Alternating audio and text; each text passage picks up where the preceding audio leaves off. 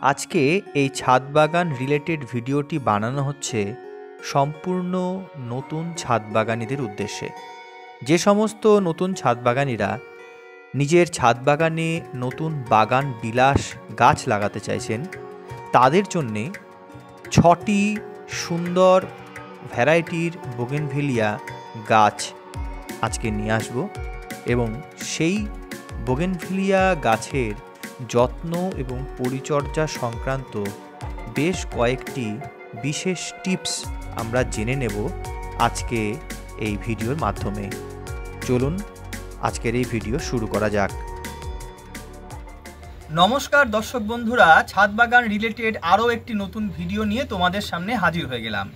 আজকে যে বিষয়ের উপরে কথা বলবো সেটি হচ্ছে, যারা ছাদ বাগানে বাগান বিলাস গাছ করো তারা কত সহজে খুব পরিচিত ভ্যারাইটি নিয়ে সঠিক পরিচর্যার মাধ্যমে এই সুন্দর রূপ দিতে পারো তোমাদের ছাদ বাগানের গাছগুলিকে।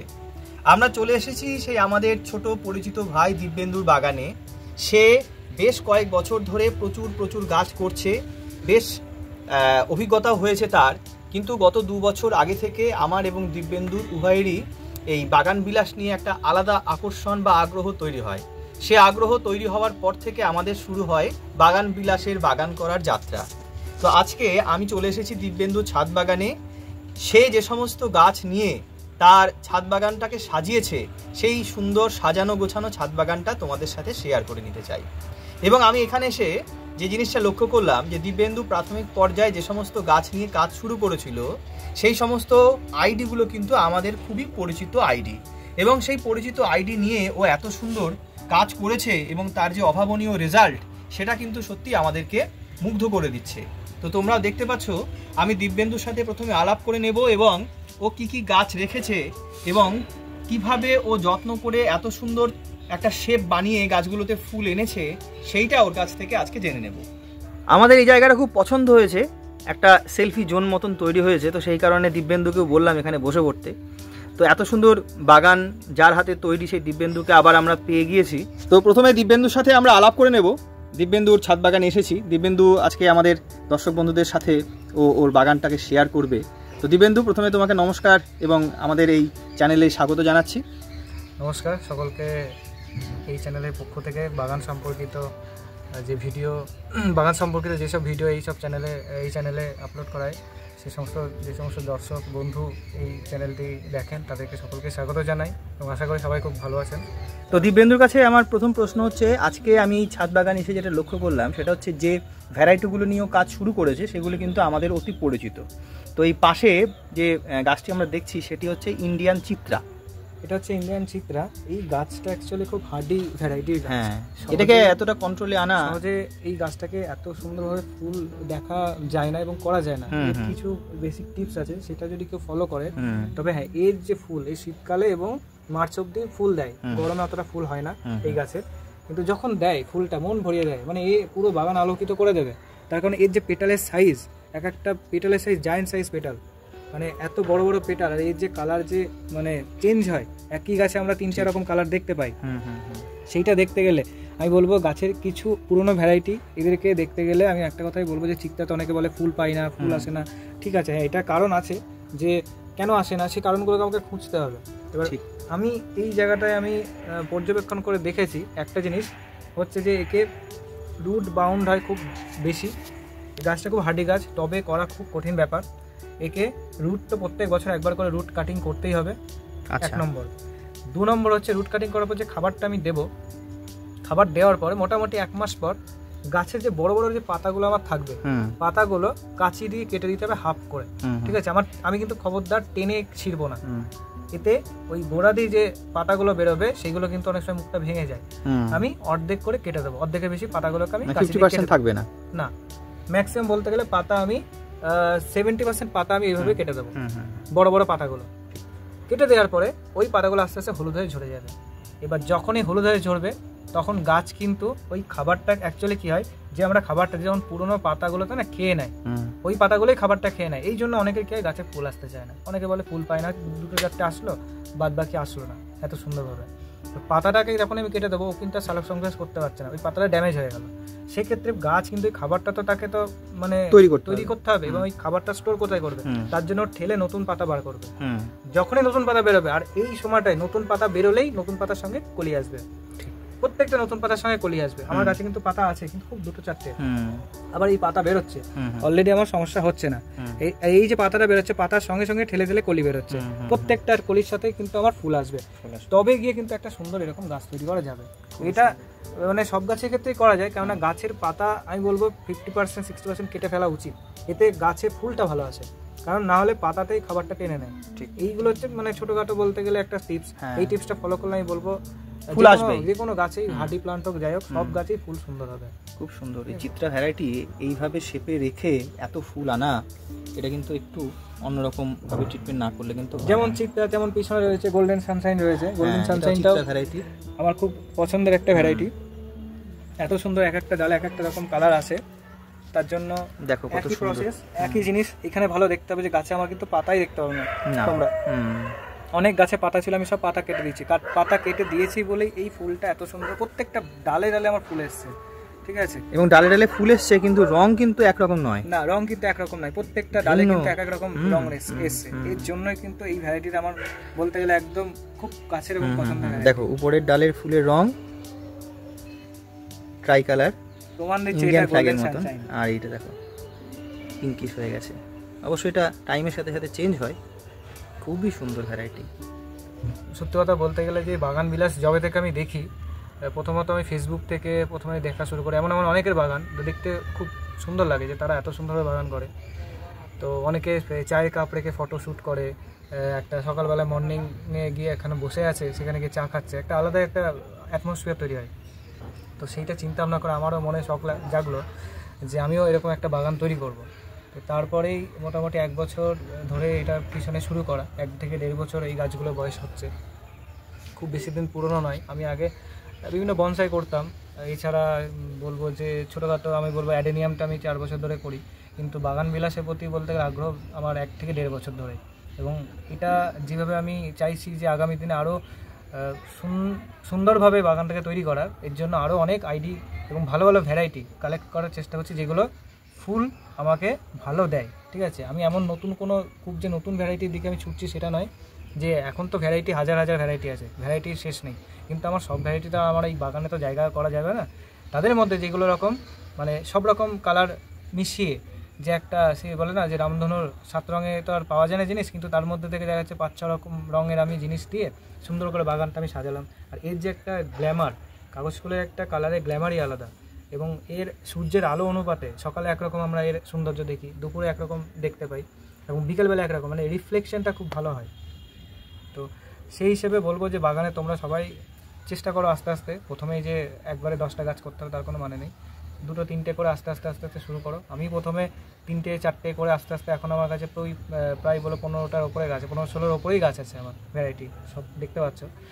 তা আশা করছি তোমাদের সকলের এই বাগানটা খুব ভালো লাগবে দেখে। তো আগামী দিনে আরও সুন্দরভাবে বাগানটা আমি শুরু করব, এটাই বলার সকল বন্ধুদের, এবং সকলেই 1-2 করে শুরু করো বাগান, এই বাগান বিলাস দিয়ে বাড়িটাকে সৌন্দর্য করে তোলো, এতে সকলের ভালো লাগবে। মানে সত্যি কথা বলতে গেলে যদি ঘরে বসে মন ভালো না থাকে, ছাদে আসলে কিন্তু মন ভালো হয়ে যাবে, এদেরকে দেখলেই মন ভালো হওয়ার একটা রাস্তা পাওয়া যায়, কোনো রকম টেনশন ডিপ্রেশন থাকে না। মন খারাপ থাকলে আমি তো সারাদিনই আমি এখানে ছাদেই ম্যাক্সিমাম টাইম কেটে যাই, কোনো আমার মানে আমি বলতে গেলে সেই খাওয়া স্নান সবই ভুলে যাই বলতে গেলে, এদের পেছনে দেখতে দেখতে মনে হয় যেন এই কিছু একটা এদের দরকার, মানে দেখে গাছগুলোকে দেখে প্রতিনিয়ত সেগুলোকে জানার চেষ্টা করি যে এদের কি প্রয়োজন, কি দরকার, যতটুকু পারি সেই হিসেবে এদেরকে দেখাশোনা করার চেষ্টা করি। খুব সুন্দর, খুব সুন্দর। তারই হয়তো ফলস্বরূপ কিছুটা আসতে এরা সেই রেজাল্ট আমাকে দিয়েছে, এদেরকে ততটা দেখভাল করতে পারছি বলে হয়তো সেই রেজাল্টটা আমাদের দিয়েছে। এই ভ্যারাইটিটা তোমরা বলতে নিশ্চয়ই পারবে, এটা আমাদের খুবই পরিচিত পার্থ সারথী বা পার্থ বলে। তো এই গাছটাও দেখো কি অপূর্বভাবে শেপ দেওয়া হয়েছে। তো দিব্যেন্দুকে আমি জিজ্ঞেস করছি যে এই সুন্দর সুন্দর আইডিও নির্বাচন করলো, সেটা কিভাবে বাই চান্স না ও সিলেক্ট করেছে, তারপরে গাছ এনেছে এবং তারপরে পরিচর্যা তো শুনছি আমি, আরেকটু বলুক এই বিষয়ে। সবাই তো এখন নতুন ভ্যারাইটি নিয়ে করছে এবং নতুন ভ্যারাইটির পেছনে সবাই ছুটছে। পুরোনো ভ্যারাইটিগুলো কতটা মানুষ এখন গুরুত্ব দেয় না, কিন্তু পুরোনো ভ্যারাইটিগুলো যে এত ভালো ফুল দেয় এবং সব থেকে বেশি হচ্ছে এই ফুল সহজে ঝরে না। বেশ কিছু নতুন ভ্যারাইটি যেমন হচ্ছে বেশি দিন লাস্টিং করে না, কে আমি গাছকে স্নান করাই, ফুল অবস্থায় গাছকে স্নান করাই, কিন্তু আমার গাছের ফুল কিন্তু ঝরে না। আচ্ছা, খুবই শক্ত গাছ এবং ফুল অজস্র ফুল দেয়। আর ফুল আনার কিছু টেকনিক, বেসিক টিপস হচ্ছে কিছু খাবার আমি বলি এবার। এইখানে আমি জৈব খাবারটা বেশি ব্যবহার করি। জৈব খাবারের মধ্যে আমি এখানটা যখন আমি মালচিং করি, খাবারটা যখন দিই নভেম্বরের দিকে, ঠিক আছে, নভেম্বরের ফার্স্ট উইকের দিকে খাবারটা দিই, কিংবা অক্টোবরের মাঝামাঝিতেও দেওয়া যায়, ঠিক আছে। তো যে যেরকমভাবে দেবে সেইভাবে সে কেউ আর্লি স্টেজে ফুল পায়, কেউ একটু দেরিতে ফুল পায়, এটাই হচ্ছে পার্থক্য। তা এইখানটায় আমি তখন হাড় গুঁড়ো, শিংকুচি, সেগুলো মোটামুটি গাছ অনুপাতে আমি মোটামুটি 1 মুঠো করে ব্যবহার করি, যেটা এগুলো ম্যাচিওর গাছ। 1 মুঠো হাড় গুঁড়ো, 1 মুঠো শিংকুচি, ডিমের খোসাও দেওয়া যায় গুঁড়ো করে। আর এর সাথে দিবি হচ্ছে আমার লাল পটাশ জাস্ট 1 চামচ করে, এবং ম্যাগনেসিয়াম সালফেট, আর হচ্ছে নিম খোলটা ব্যবহার করি, ব্যাস এইটা। আর সর্ষে খোলটাকে গুঁড়ো করে ওই 1 চামচ করে ভালো করে মিক্স করে এই খাবারটা আমি আপাতত দিই নভেম্বরে। তারপরে এটা যখন মোটামুটি 1 মাস চলে, 1 মাস শুধুমাত্র প্লেন এই জলটাই চলে, আর কোনো নর্মাল জল দিই। আর মাঝে মধ্যে 1-8 আমি সবজি পচা জলটা 2 দিন অন্তর 3 দিন অন্তর পচিয়ে সেটা আমি দিই। আর সব থেকে ভালো এটা কাজ করে ফুলের জন্য আমি বলবো কলার খোসা আর পেঁয়াজের খোসা জল, যদি মোটামুটি ডিসেম্বরের ফার্স্ট উইক থেকে প্রত্যেক সপ্তাহে 1 বার করে দিতেই হবে, এবং এর পাশাপাশি খোলটাকে চালাতে হবে। খোলটাকে 2 দিন 3 দিন পচিয়ে সেই জলটা।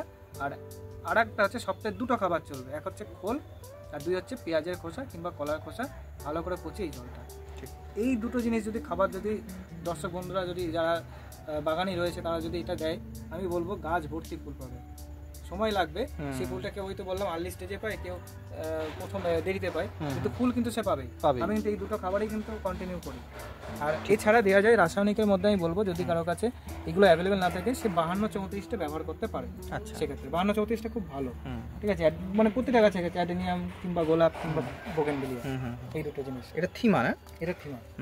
এই যে থিমা একটা ফ্ল্যাশ হয়ে গেছে, একটা স্প্ল্যাশ হয়ে গিয়ে একটা এটা প্রায় 3 নম্বর, প্রায় 3 নম্বর বলবো না, একটা এটা ফার্স্টে, এটা সবসময় ফুল ফোটে।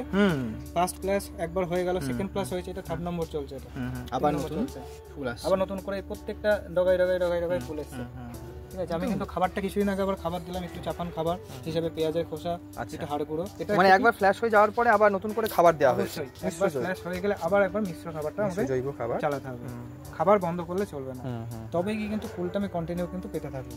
এইবার আমরা দেখব ডক্টর রাও, এই ভ্যারাইটিটা, এটাও কিন্তু খুব সুন্দর লাল কালারের মধ্যে একটা খুবই পুরনো একটা ভ্যারাইটি, কিন্তু খুব সেরা ভ্যারাইটির মধ্যে একটা, এবং এটি উজ্জ্বল একটি লাল রঙের জাত।